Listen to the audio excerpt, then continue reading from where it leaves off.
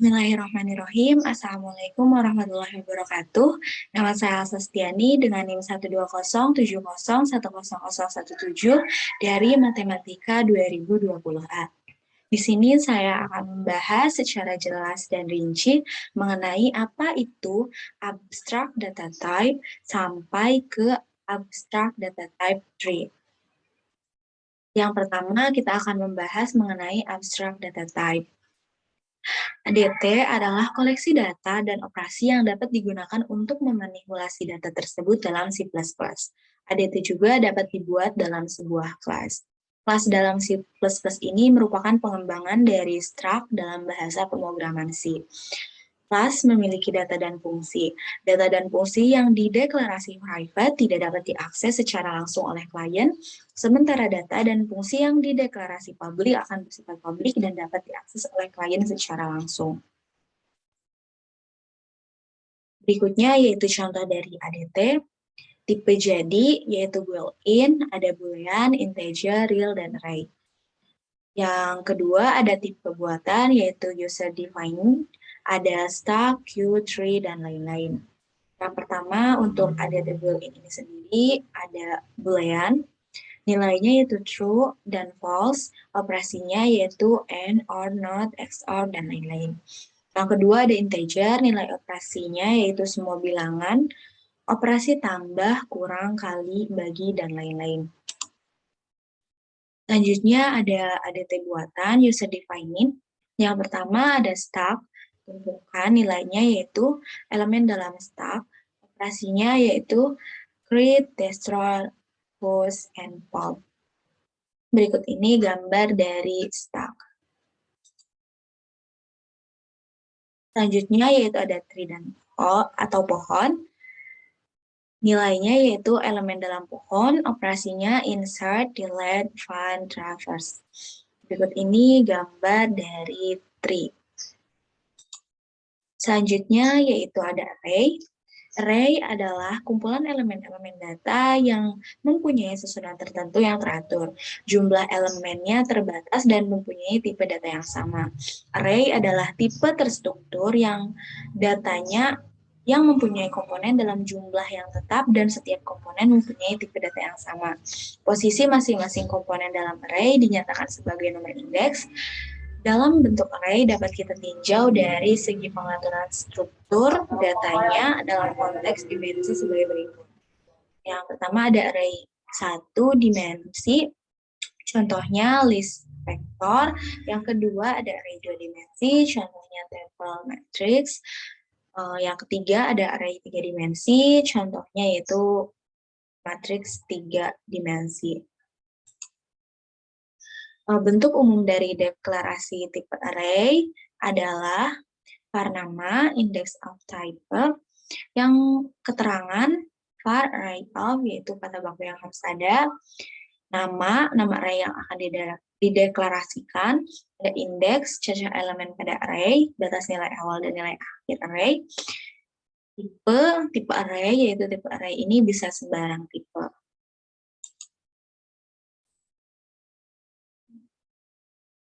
Nah, ada contoh pendeklarasian array yang var gaji array 1 sampai 10 of real, artinya mendeklarasikan gaji yang bertipe real mempunyai 10 elemen dengan indeksnya menggunakan subjangkauan integer yang mempunyai batas bawah 1 dan batas atas 10. Contoh pendeklarasian array dimensi 1. Seorang siswa mempunyai 3 buah nilai, maka deklarasinya var data nilai array 1-3 of byte. Contoh pendeklarasian array multidimensi itu ada 4 mahasiswa dan tiap mahasiswa mempunyai 3 buah nilai. Maka deklarasinya var data nilai array 1-4 of array 1-3 of byte, atau disederhanakan menjadi var data nilai array 1-4 dengan 1-3 of byte. Selanjutnya, pembahasan mengenai list. Dalam pemakaian sehari-hari, istilah senarai list adalah kumpulan linear sejumlah kata. Gambar di bawah ini menunjukkan senarai yang berisi daftar belanja yang berupa barang pertama, kedua, ketiga, dan seterusnya. Untuk hari berikutnya, maka daftar tersebut bisa berubah sesuai dengan barang yang harus dibeli lagi atau barang yang tidak perlu dibeli lagi. Gambar di sebelahnya ini menunjukkan daftar belanjaan semula setelah ditambah dengan 3 barang lain dan menghapus 2 barang dengan mensyarat yang tidak perlu dibeli lagi. Pengolahan data yang kita lakukan menggunakan komputer ini seringkali mirip dengan ilustrasi di atas, yang antara lain berupa penyimpanan data dan pengolahan lain dari sekelompok data yang telah terorganisir dalam sebuah urutan tertentu. Salah satu cara untuk menyimpan sekumpulan data yang kita miliki adalah menggunakan lari. Keuntungan dan kekurangan pemakaian lari untuk menyimpan sekelompok data yang banyaknya selalu berubah dan tidak diketahui dengan pasti kapan penambahan dan penghapusan akan berakhir. Cara lain untuk menyimpan data juga dapat digunakan dengan bantuan data yang bertipe pointer. Dalam hal ini, masing-masing data dengan sebuah medan yang bertipe pointer perlu digunakan. Selanjutnya yaitu ADT dari staf. Secara sederhana, tumpukan dapat diartikan sebagai kumpulan data yang seolah-olah ada data yang diletakkan di atas data yang lainnya. Satu hal yang perlu diingat adalah bahwa dapat ditambah, menyisipkan data, dan menghapus data lewat ujung yang sama, yang disebut sebagai ujung atas tumpukan, yaitu top of stack. Untuk dijelaskan pengertian di atas diambil contoh sebagai berikut. Nah, misalnya kita mempunyai 2 buah kotak yang ditumpuk, sehingga kotak diletakkan di atas kotak yang lain. Jika kemudian tumpukan 2 buah kotak itu ditambah dengan kotak ketiga, keempat, dan seterusnya, maka akan diperoleh sebuah tumpukan kotak yang terdiri dari n kotak. Secara sederhana, sebuah tumpukan dapat diilustrasikan pada gambar di bawah ini. Dari gambar ini dapat dikatakan bahwa kotak B ada di atas kotak A dan ada di bawah kotak C. Gambar di bawah ini menunjukkan bahwa dalam tumpukan hanya dapat ditambah atau diambil sebuah kotak lewat satu ujung, yaitu ujung bagian atas. Dapat dilihat pula bahwa tumpukan merupakan kumpulan data yang sifatnya dinamis, artinya dapat ditambah dan diambil data darinya. Nah, berikut ini gambar tadi yang sudah saya jelaskan gambarannya.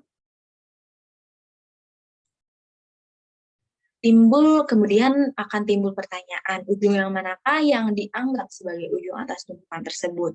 Nah, untuk menjawab pertanyaan ini harus ditentukan ujung mana yang kita gunakan untuk mengambil atau menyisipkan data yang baru. Dengan penggambaran tumpukan seperti gambar sebelumnya, kita menganggap atau memilih bahwa kotak F adalah bagian atas dari tumpukan tersebut. Jika ada kotak lain yang akan disisipkan, maka ia akan diletakkan di atas kotak F. Dan jika ada kotak yang akan diambil, maka kotak F lah yang akan diambil pertama kali. Penggambaran tumpukan tidak harus seperti di atas. Seperti gambar sebelumnya, mohon maaf, dapat digambar tumpukan dengan cara lain, seperti terlihat pada gambar tersebut.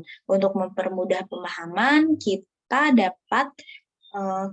akan menggambarkan tumpukan seperti gambar. Dengan memperhatikan ilustrasi yang disebut, maka dapat dilihat bahwa tumpukan merupakan satu senarai list yang mempunyai watak masuk terakhir keluar pertama. Last in first out, below. Nah, berikut ini gambaran dari penjelasan yang sudah saya jelaskan sebelumnya. Selanjutnya ada ADTQ. Q ini dalam bahasa Indonesia yaitu antrian adalah suatu tumpukan kumpulan data yang mana penambahan elemen hanya dilakukan pada satu ujung, disebut dengan sisi belakang atau rear. Dan penghapusan mengambil elemen dilakukan lewat ujung lainnya, disebut dengan sisi depan atau front. Seperti kita ketahui, tumpukan ini menggunakan prinsip masuk terakhir keluar pertama atau LIFO, last in first out. Maka pada bagian antrian, prinsip yang digunakan adalah masuk pertama, keluar pertama atau LIFO. First in, first out. Dengan kata lain, urutan keluar elemen akan sama dengan urutan masuknya. Antrian banyak kita jumpai dalam kehidupan kehidupan sehari-hari. Contohnya yaitu mobil yang antri membeli karcis di pintu jalan tol akan membentuk antrian. Orang-orang yang membeli karcis untuk menyaksikan film akan membentuk antrian juga. Para nasabah bank yang melakukan transaksi, mengambil dan menabung membentuk sebuah antrian juga, dan contoh-contoh lainnya yang banyak kita jumpai dalam kehidupan sehari-hari. Contoh lain yang lebih relevan dalam bidang komputer adalah pemakaian sistem komputer membagi waktu, time sharing computer system, di mana ada sejumlah pemakai yang akan menggunakan sistem tersebut secara serentak. Karena sistem ini biasanya menggunakan sebuah prosesor dan sebuah pengingat utama, maka jika prosesor sedang dipakai oleh seorang pemakai lain harus antri sampai gilirannya tiba. Antrian ini mungkin tidak akan dilayani secara murni, tetapi didasarkan pada suatu prioritas tertentu. Selanjutnya yaitu ADT list.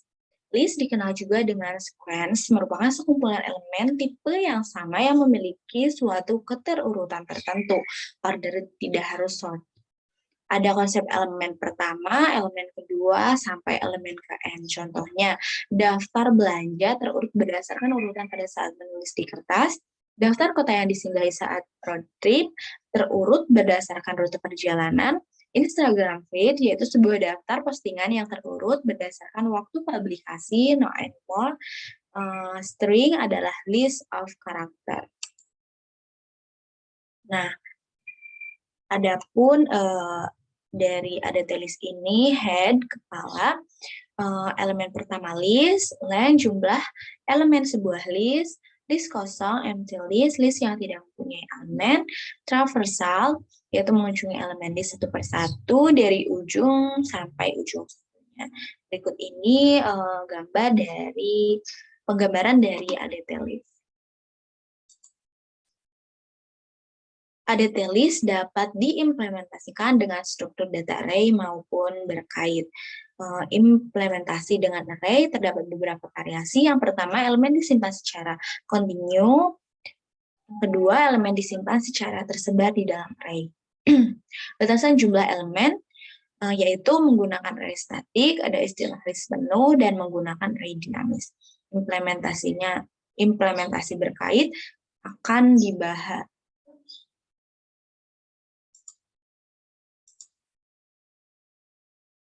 Operasi ADT list yaitu menambahkan elemen insert di awal list, di akhir list pada posisi indeks tertentu, menghapus elemen delete yaitu di awal list, di akhir list pada posisi atau indeks tertentu.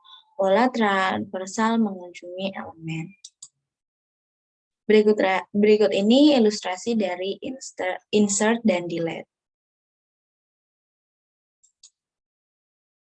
Selanjutnya ada ADT set. Tidak seperti array, set tidak berurutan dan tidak terindeks. Kalian juga dapat menganggap set ini sebagai ruangan yang penuh dengan orang yang kalian kenal. Mereka dapat bergerak di sekitar ruangan, mengubah urutan tanpa mengubah kumpulan orang di ruangan itu. Plusnya tidak ada orang duplikat kecuali jika kalian mengenal seseorang yang telah mengkloning dirinya sendiri. Ini adalah dua properti dari satu set, dan data tidak berurut dan tidak diduplikasi. Himpunan memiliki dampak paling besar dalam teori himpunan matematika. Teori-teori ini digunakan dalam berbagai jenis pembuktian, struktur, dan aljabar abstrak.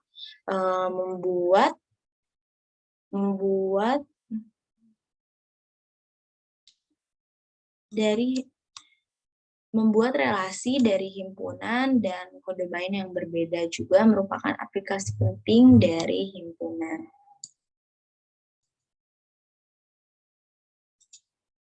Dalam ilmu komputer, teori himpunan berguna jika perlu mengumpulkan data dan tidak peduli dengan banyaknya atau urutannya.